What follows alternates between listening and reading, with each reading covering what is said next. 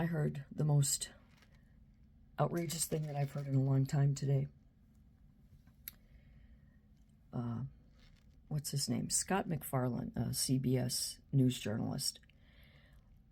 He's on the podcast circuit currently, and he was telling a podcaster that he now suffers from PTSD because on July 13, 2024, at the Butler, Pennsylvania rally, where people were gunned down and murdered and an attempted assassination on a future president occurred, he contracted PTSD because Trump supporters looked at him funny. I shit you not. I heard the words come out of his mouth during the interview myself. Now, you don't suffer from PTSD. You suffer from other mental deficiencies, some form of retardation or,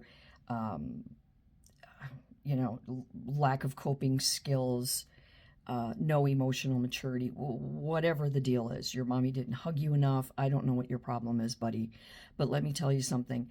Shame on you. Real, legit PTSD sufferers are people who have survived rape, torture, abduction, political persecution, attempted genocide. Our military veterans having to kill or be killed, watching children be blown to bits, watching their friends be gunned down by the enemy, by losing their limbs.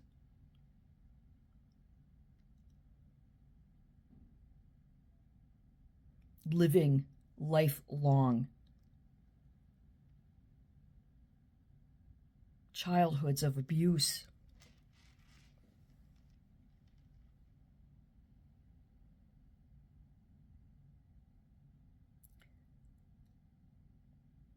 No amount of lifestyle changes, diagnoses, therapy,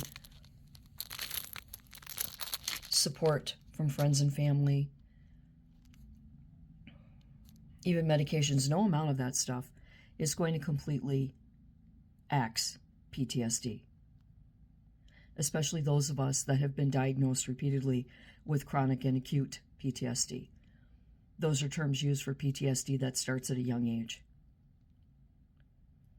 For all of us that have suffered torture and abuse and have witnessed horrific, violent events as children, young adults, who have been in life-threatening situations repeatedly. That's PTSD. PTSD is as violent and sinister as the Democrats in Congress and the Senate that we have today. It's as sinister and evil as that. When you can't walk into a grocery store without seeing someone that looks like your attacker and you drop to your knees or you run and hide. That's PTSD. When you're constantly on the defensive because you think someone is out to get you because they're asking questions or they're behaving in a way that is indicative to monsters and criminals that you have dealt with. That's PTSD.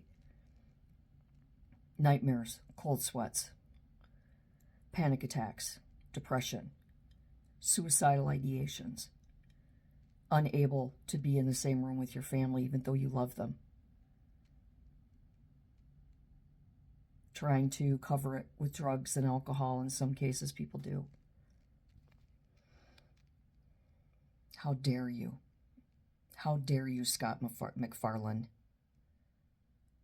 How dare you? You're a pig. You're a pig and a piece of shit. I hope you get fired. I hope that you get ransacked online by real sufferers, you deserve nothing less. How dare you diminish the suffering of so many people of all ages and walks of life around the world, who suffer in torment every single day, even though they put on a face and they get up and they do the work and they contribute, law-abiding, tax-paying, but then they go home and at night they put their head under their pillow and scream